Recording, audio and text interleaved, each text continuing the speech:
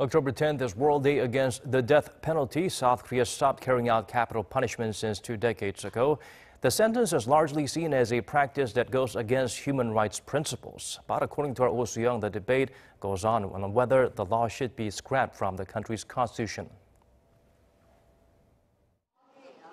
It appears most South Koreans would like to see the death penalty system to remain, at least symbolically, until an alternative system is introduced.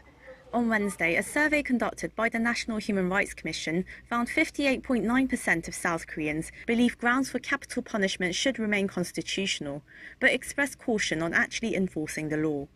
The number is up by 2.2 percentage points compared to the previous survey taken 15 years ago, while the number of those calling for an eventual or immediate scrapping fell by 8 and 5 percentage points respectively.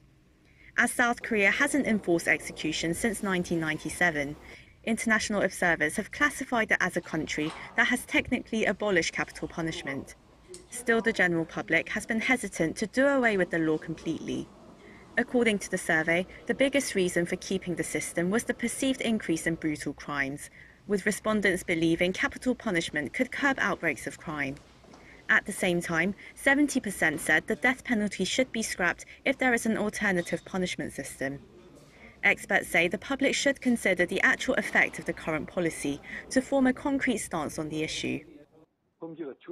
The Justice Ministry's data shows murder figures have been decreasing even after Korea stopped carrying out the death penalty.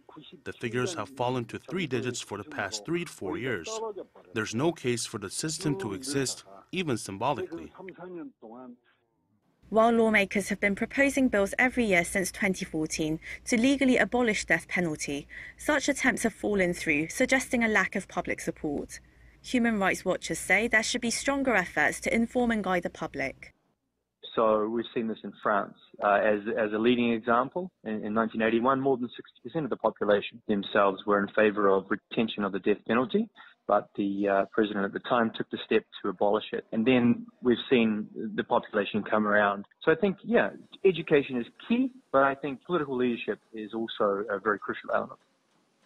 Only 16 countries had banned the use of death penalty by 1977, but now more than 140 countries have either abolished or stopped practicing the law under basic human rights principles.